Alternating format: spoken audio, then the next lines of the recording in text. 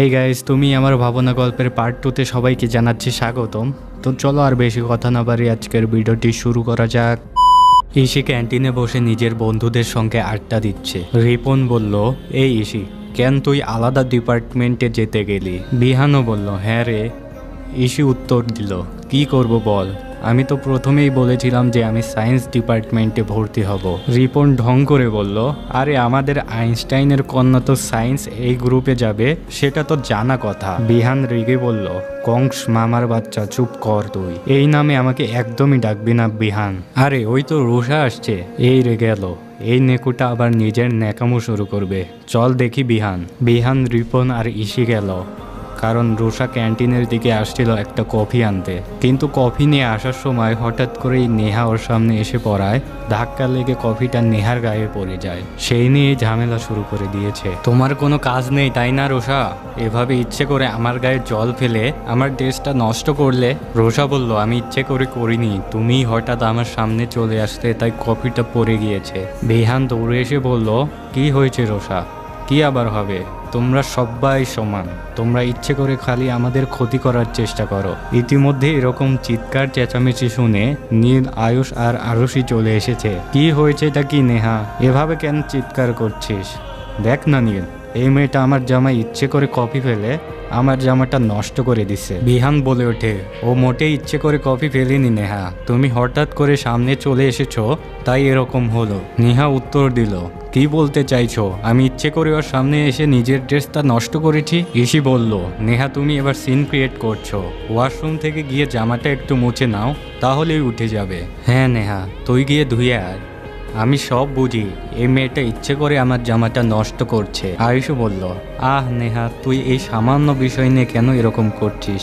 যা না গিয়ে ধুয়ে আয়, তাহলেই তো হবে। নেহা বলল, তুমি যে আমার জামাটা নষ্ট করলে, জানো এটার দাম কত?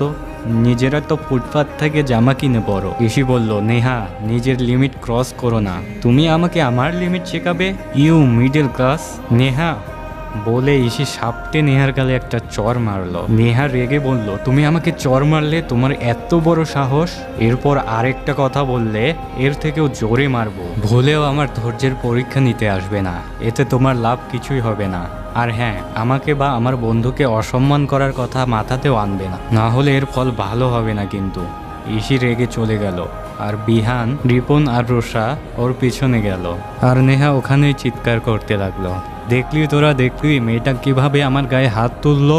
ঠিক করেছে, তুই কেন এই সামান্য বিষয় নিয়ে এত সিন ক্রিয়েট করলি? নীল, তুই আমাকে উল্টো দোষ দিচ্ছিস।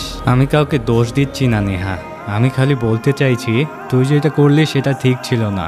এভাবে কাউকে অপমান করাটা কোনো ভদ্রলোকের শোভা পায় না। আমি অভদ্রতামি করেছি, আর ওই মেয়েটা যে আমাকে সবার সামনে এভাবে মারলো সেটা তুই দেখতে পাচ্ছিস না? নেহা, তুই কেন ওকে ওইভাবে বলতে গেলি বলতো? মেয়েটার এভাবে রিয়াক্ট করা তো স্বাভাবিক। আয়ুষও বলল, হ্যাঁ নেহা, তুই ভুল করেছিস। আয়ুষ, আরুষি আর নীল ওখান থেকে চলে গেল। আজ তোমার জন্য আমাকে আমার বন্ধুরা ব্লেম করলো, ভুল বুঝলো, কথা শোনালো, আর তুমিও এই নেহার গায়ে হাত তুলেছ। এর মাসুল তো তোমাকে চোকাতেই হবে। You have to pay for this. এদিকে বিহান, রিপন আর রুষা ইশিকে খুঁজছে, কারণ ওরা জানে যে ইশি প্রচণ্ড রেগে গেছে, আর রেগে গেলে ইশির মাথা ঠিক থাকে না। অবশেষে অনেক খোঁজার পর ইশিকে একটি ফাঁকা ক্লাসের মধ্যে পেল। ইশি, তুই ঠিক আছিস তো? হ্যাঁ আমি ঠিক আছি রুষা। রিপন বলে উঠল, ওই মেয়েটা বড্ড বেয়াদব টাইপের, ছাড় ওইসব কথা। বিহান বলল, তুই একদম ঠিক করেছিস ইশি, ওকে চর মারাটা দরকার ছিল। ইশি উত্তর দিল, আমি ওকে মারতে চাইনি, কিন্তু ও যেটা বলল তারপর মাথা গরম হয়ে গেছে। আচ্ছা যাই হোক, ঠিক আছে, ওরা ওরকমই, ওদের গ্রুপের সবাই এরকম, ছাড় ওদের কথা। ইশি বলল, না রোষা, একজনের জন্য পুরো গ্রুপটা খারাপ, এরকম বলা ঠিক না। বিহান বলল, মানে তুই কি বলতে চাইছিস? মানে বলতে চাইছি সব মানুষের মধ্যে খারাপ আর ভালো দুটো দিকই থাকে, কিন্তু নেহা নিজের খারাপ দিকটাকে আপন করে নিয়েছে, তাই ওর ভালো দিকটা চাপা পড়ে গিয়েছে, আর ও খারাপ বলে বাকি মেম্বাররাও খারাপ, এরকম বলা ঠিক নয়। বিহান বলল, সত্যি ইশি, তুই পারিস কি করে নিজের শত্রুকেও ভালো ভাবতে? ইশি হালকা হাসল। নেহা কি এত সহজেই ছেড়ে দিবে? কি হবে এবার? কি কি বিপদ আসতে চলেছে ইসির উপর। ইসি লাইব্রেরিতে বসে বই পড়ছিল, তখন কেউ একটা এসে ওর পাশে বসলো। ইসি তাকিয়ে দেখলো নীল বসে আছে। নীলকে দেখেও না দেখার ভান করে ইসি চলে যেতে লাগলো। নীল ওর হাত চেপে ধরলো। আমার হাতটা ছাড়ো নীল, এটা কোনো পার্ক নয়, এটা লাইব্রেরি, আর কেউ দেখলে খারাপ ভাববে। নীল উত্তর দিল, দেখো আমি তোমার সাথে একটা কথা বলতে চাই, কিন্তু আমি তোমার কোনো কথা শুনতে চাই না নীল। কথাটা বলে ইসি চলে যেতে লাগলো। নীলও পিছন পিছন ছুটল। নীল ইসিকে নিয়ে বাইরে একটা কোনায় এনে দাঁড় করিয়ে দিল। কি হচ্ছেটা কি, আর তোমার সমস্যা কি? দেখো আমি মানছি আজকে নেহা যেটা করেছে সেটা ঠিক করেনি, আর তাই আমি ওর হয়ে সরি বলতে এসেছি।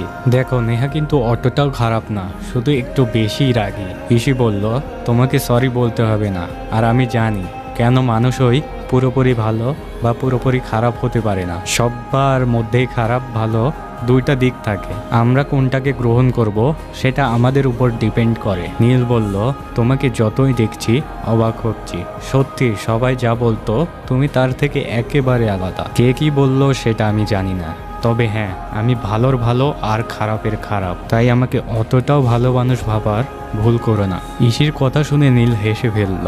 ইসি নীলকে বলল, আমার ক্লাস আছে, আমি যাচ্ছি।